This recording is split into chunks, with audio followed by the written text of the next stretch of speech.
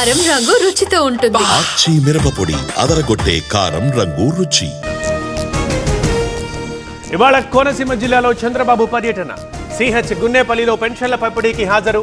అనంతరం గ్రామస్తులతో సమావేశం. ఇవాళ మంత్రులతో సీఎం రేవంత్ భేటీ. ధాన్యం సేకరణ సహా కీలక అంశాలపై ఫోకస్. మంత్రుల నివేదికలపై చర్చించనున్న సీఎం. బీజేపీలో విలీనానికి ఎవరితో చర్చించారు? తెలంగాణ ప్రజలకు సంబంధం లేని అంశం ఇది.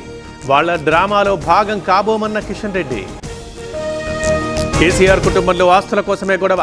కేటీఆర్, కవిత, హరీష్ రావు విడిపోరు. పెద్ద డ్రామా నడుస్తోందన్న కోమటిరెడ్డి.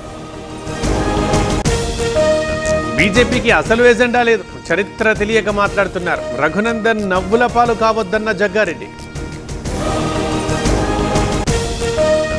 మహానాడులో నందమూరి ఫ్యామిలీ లేదు. నారావారి మహానాడులా మారిపోయిందది. లోకేష్ ది అనుభవ రాహిత్యమన్న అంబటి.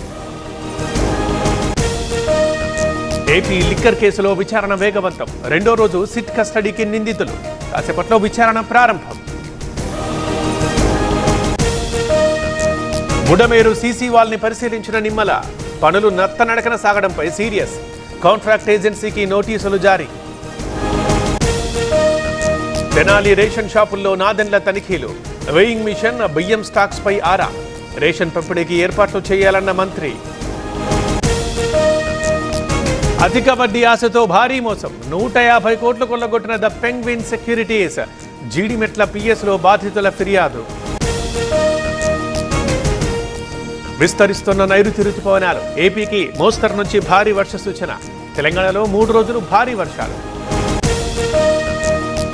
తమిళం నుంచే కన్నడ భాష పుట్టింది. తన వ్యాఖ్యలపై క్షమాపణ చెప్పే ప్రసక్తే లేదు.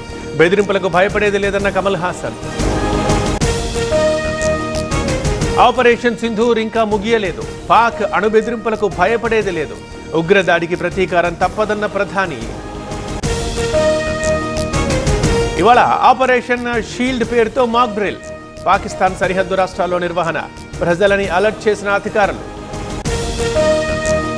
జమ్మూ కాశ్మీర్ అభివృద్ధికి కట్టుబడి ఉన్నాం. పాకిస్తాన్ కాల్పుల బాధిత కుటుంబాలను ఆదుకుంటాం. పూంచ్లో అమిత్ షా ప్రకటన. కేరళని ముంచెత్తిన భారీ వర్షాలు. కన్నూరులో పొంగి పొర్లిన నదులు. వరదలో చిక్కిన వారిని బోట్ల ద్వారా తరలింపు. ఐపీఎల్ ఎలిమినేటర్ మ్యాచ్లో ముంబై గెలుపు. 20 పరుగుల తేడాతో గుజరాత్పై విజయం. రేపు పంజాబ్తో బరిలోకి దిగుతోన్న ముంబై.